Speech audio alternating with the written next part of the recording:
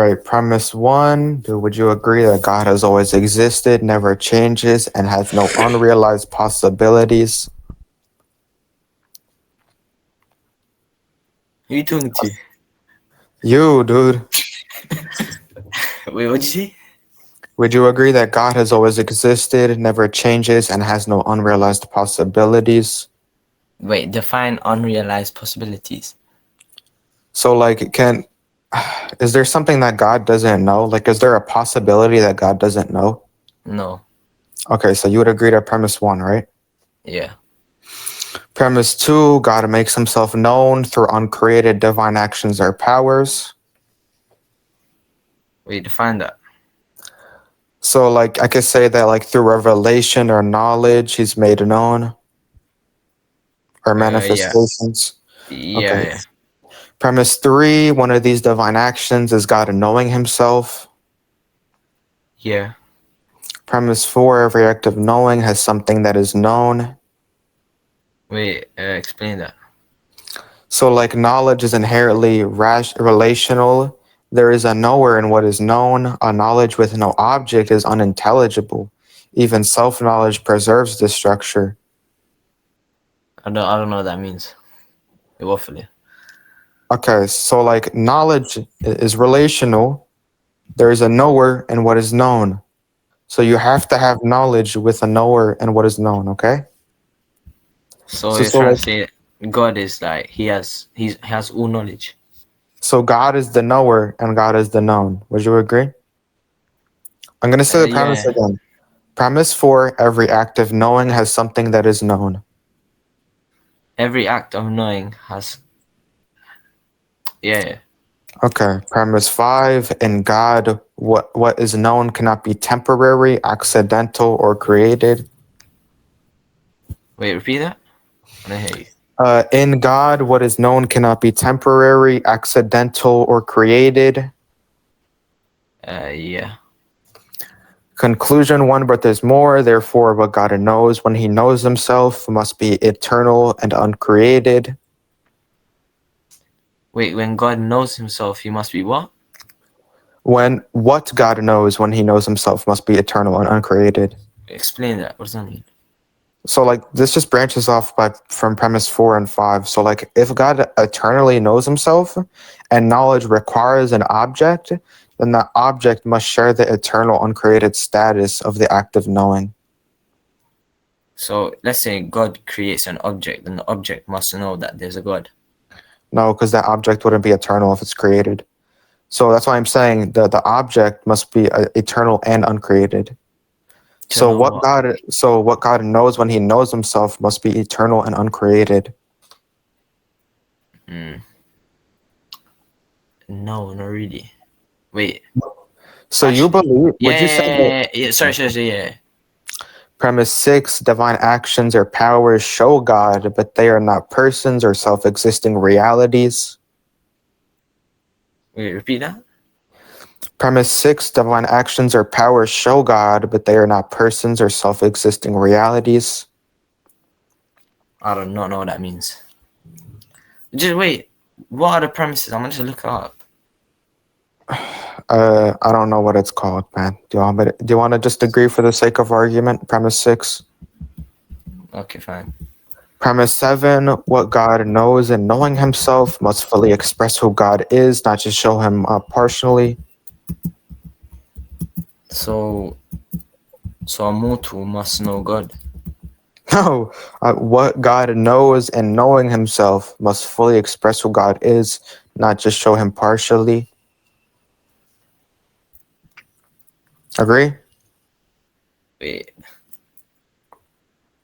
Yeah. So, yeah, okay. Yeah.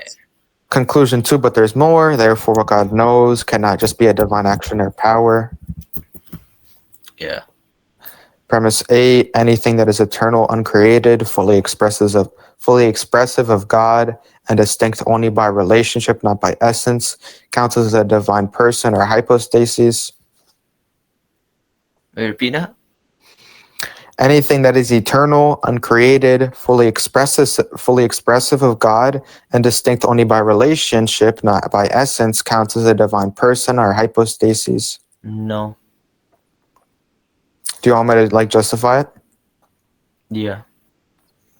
Okay, so like in classical theology, a hypostasis is not like a separate essence, but a subsisting relation within the one essence. So like if something fully expresses God and exists eternally and is only distinct relationally, it fits this definition rather than just the attribute or Wait, action. is it uncreated? This thing. Yes, yes, It's not created. yeah. So how can it know God? That's the whole point. That's why I'm referencing a hypostasis. Let's wait, explain that again. So I'll say premise eight again. So anything that is eternal, uncreated, fully expressive of God, and distinct only by relationship, not by essence, counts as a person or hypostasis. No, it can't count as a person. Okay, so what God knows Let's be when He's honest. knowing Himself fully is God knowing Himself eternal, uncreated, and fully expressive of Himself. Yeah, so that can't be a thing. So God Like, doesn't fully know Himself.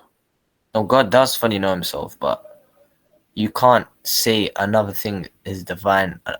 How? Wait, that doesn't make sense. You said something that's uncreated, like is fully expressive of God, is also another divine being. No, I'm saying this thing cannot be created. Oh, so you're saying this is God? I mean, I'm gonna get to that soon, but So wait, say this thing again, please.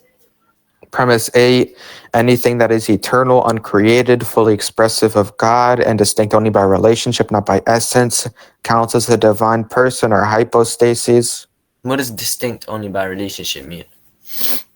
Yeah, so like when I'm inferring that they're only distinct by relation, I'm just negating the fact, like if you're gonna say that they're distinct by essence. So what I'm referring to it is their hypostases, because like in classical theology, a hypostasis is not a separate essence, but a subsisting relation within the one essence. Oh, okay. But I still disagree with that. Okay, premise nine. I Yes. probably Okay. don't understand it properly, but Premise nine, having distinct divine powers does not divide God's essence. may you repeat that? Having distinct divine powers does not divide God's essence.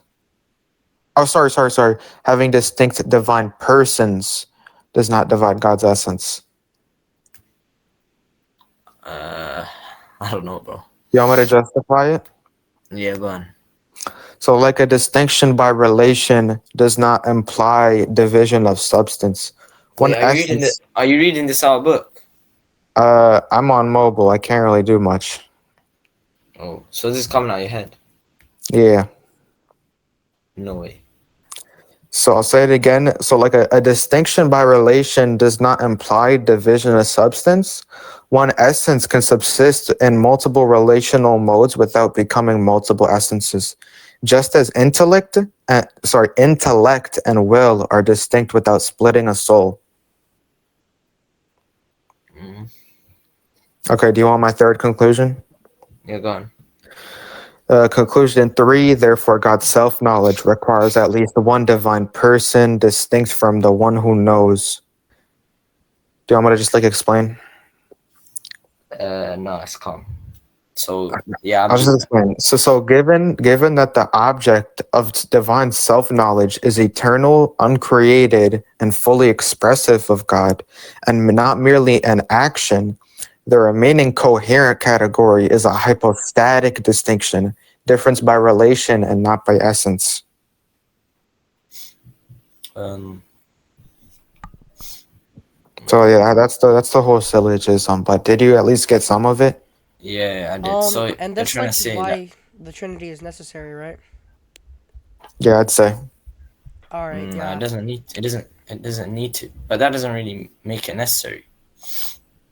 I mean, if God is all knowing, then yeah, like if you do contribute, obviously there's gonna be contentions to this, but like yeah. Yeah. So yeah,